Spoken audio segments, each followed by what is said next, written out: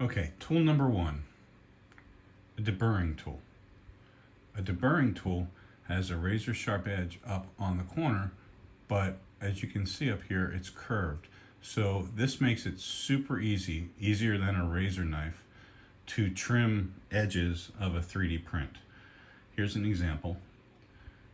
You can kind of maybe see how it's a little weird. It's not real smooth, but if I take the deburring tool, go like that, see how super easy that was?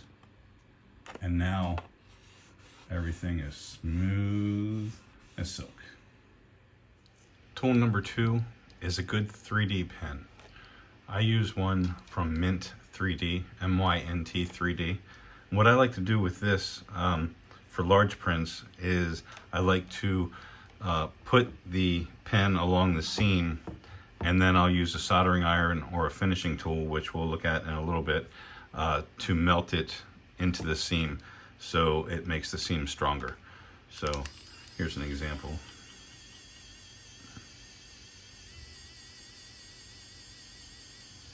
So I'll just go back and forth with this. I also use it to close gaps, obviously with the right color, but usually for me color doesn't matter because I'm outside in the garage or grass painting prints usually. Still have to learn how to airbrush, but that'll be an upcoming video because I've never used one before, so we can learn together. So yeah, so I'll go through this, and then in a little bit I'll show you how I like to smooth all this out and get it really pressed into the seam. This doesn't have too large of a seam here on this print. I have to press that to stop it. So yeah, be back to look at the next tool in a sec. And tool number three, a good set of straight cutters. I got these on Amazon, pretty cheap, I think, $10, I think, for a pack of 3, maybe under $10, but I use them every single print. You can't get around using these things. I mean, they work great. Yeah, just use them every day. The only thing I don't like about these is that after a bunch of use, what will happen is the bottom will come through and the metal will poke through the rubber and kind of dig into your hand right here. So that kind of bugs me a little bit. So I have to replace these probably once every 6 months, I would say. But they're cheap, so it's easy enough to do. All right, tool number 4, a finishing tool. I got this on Amazon. I'm not sure the price. I'll link the tools down in the description below and also put the prices. I want to say 16 bucks for this, maybe under 20. It brags online that it heats up in 15 seconds. It's been pretty good. I think it came with a couple of extra hot ends as well, blades. So yeah, so I don't use this so much on the inside of a print as much as on the outside if I have to use my 3D pen. But you can see it has a flat end here, and you just press against the filament, and you can see how it just kind of smooths it all out. And what this will do is when you press into the PLA from the print, it will adhere the pieces together better using this line of PLA from the 3D pen. So yeah, it's not something that I got right away when I got into 3D printing. This is something that I found along the journey. I also use a cheap soldering iron with a wide tool blade at the end, and that works really well too. So it just depends on what you're comfortable with. This plugs into a USB port and not an electrical outlet. you can see how it's kind of working. Like I said, I don't care about what it looks like here on the inside, just that it joins the two pieces together with this PLA that I laid down from my Mint 3D pen. The next tool, tool number 5 in the list, is a decent hot glue gun. I think I paid $15 for this. It's a high temperature glue gun. I really like it. What I really enjoy about it is that it has the on-off switch at the bottom here, so I can just flip it off and just wait and not have to worry about plugging in, unplugging, plugging in, unplugging, because it does plug into a wall outlet, not a USB port. So I can't just plug it into my computer here. But I've had this for a while, and it's really held up over time. The one thing I recommend for a more permanent stick is Gorilla hot glue sticks. This is all that I use. You can get, what, 75 for maybe $5-6 at Walmart or Amazon. But yeah, these two together are great for gluing foam into cosplay helmets, and just gluing pieces into place temporarily while you glue them like on the other side. So you could temporarily put some hot glue on a piece, put it into place, and then grab your CA and make it more permanent. So yeah, this thing is awesome. The next tool on the list, tool number 6 in my top 10 Christmas gifts, is a heat gun. This thing is awesome.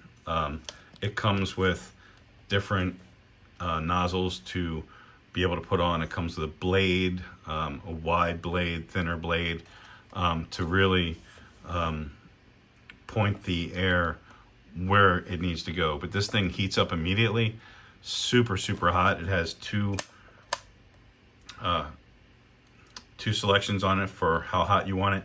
You can see right here it's 1800 watts, and it plugs into your AC outlet.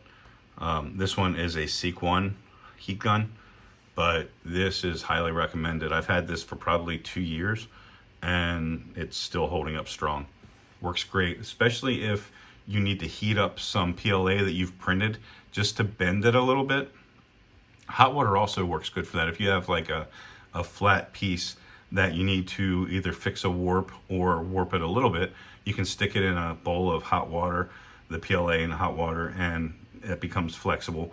I like to use the heat gun and just put it on the table here, throw this on it for 5 seconds, and then do what I need to do. This thing is awesome. Tool number 7 in my list of inexpensive Christmas gifts to get your maker is a set of calipers. So I got this one, it's my original, and I still go to it a lot, especially if I go outside and don't care about getting it dirty. I put a washer on here so that I can just attach it to my table with a magnet, so it just hangs kind of on my table side against a magnet.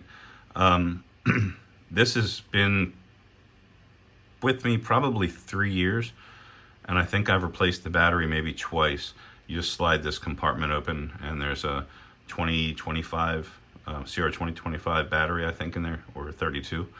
But what I didn't like about this, and I didn't know this when I first bought it, is that it doesn't have a decimal place. So if you want to get super accurate, I recommend upgrading to a more expensive one. What's also nice about this one, it's got a heavier feel. It has this roller wheel if you need to get really accurate. This one doesn't have that. And then what also this has is, once you find your measurement, you can lock this in place so that no matter what you do, you're not moving that measurement until you write it down or take note of it. Then you just loosen that, and then you're good to go again. But yeah, this thing This is super awesome. The only thing about this that I don't like is I've probably replaced the battery 4 times, and I've probably, since I bought it maybe a year ago, have used it 5 times. So as it sits, I think the battery just dies. I'm not sure why. It has an on-off switch. I turn it off every time, but yeah. But anyway, I got this, I think, at Home Depot, hence the Husky brand. And yeah, it's super nice, except for that pesky battery issue. Tool number 8. I cannot emphasize enough how much you should have one of these. It's an air ventilator. I think I paid $15, $20 for it at Home Depot. I've had it for years and years and years. And what I use this for is when I'm using my soldering iron or the finishing pen on my prints, you don't want to breathe in that smoke that's coming off your soldering iron or the finishing tool. You really want to have this ventilator on so you breathe clean air and you're not breathing in that smoke from your work. I've read that PLA, even though you can print with it close by, that you shouldn't breathe in the smoke from heating it back up. So yeah, I use these all the time for that. And they work great. And they have replaceable vent filters in there.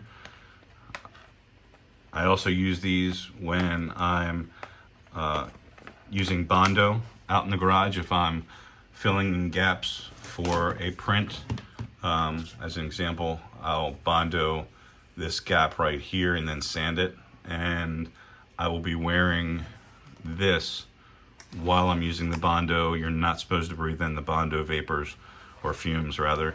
And this comes in handy for that as well. Also for spray painting. So definitely, probably should be number 1 on the list for safety. Okay, number 9 in the tools that are good to have / almost required over a period of time, depending on how much you print, is a good hygrometer. This one you can see is reading 45% humidity in my print room at 74 degrees Fahrenheit. That's a good percentage. I leave my filament out on a wall, hung up on a wall, and I've never had an issue with it being too wet or breaking or anything like that. This thing is just awesome. I have one next to my printers, and then I have one on the wall next to where my filament is stored, and they work great. Okay, number 10 on the list is a filament dryer. I don't use this too often anymore, now that my office is pretty stable.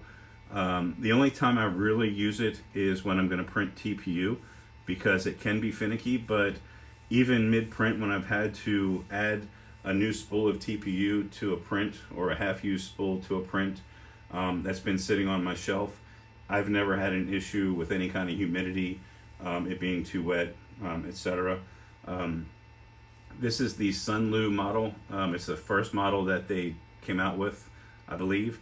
There's a version 2, I think, that has more bells and whistles, and I think there are even models that hold more than 1 roll of filament. I've tried to print from this, and there's a hole here and a hole here, and I've tried from well, you can't see that one. There's a hole here and a hole here, and I've tried to print from it, and it ended up pulling the filament dryer over because this thing is not real heavy. So I gave up on that. I'm sure there's a way I could work around it, but I wasn't real worried about it. One thing that I did do is I designed and printed this little bracket here in Tinkercad or Fusion. I think Tinkercad, because this is old. What this does is it leaves the lid cracked open. That way, from what I've read online, the moisture can escape as the heater's running. Otherwise, the moisture just stays in there on the filament during the heating process, which kind of isn't what you're looking for.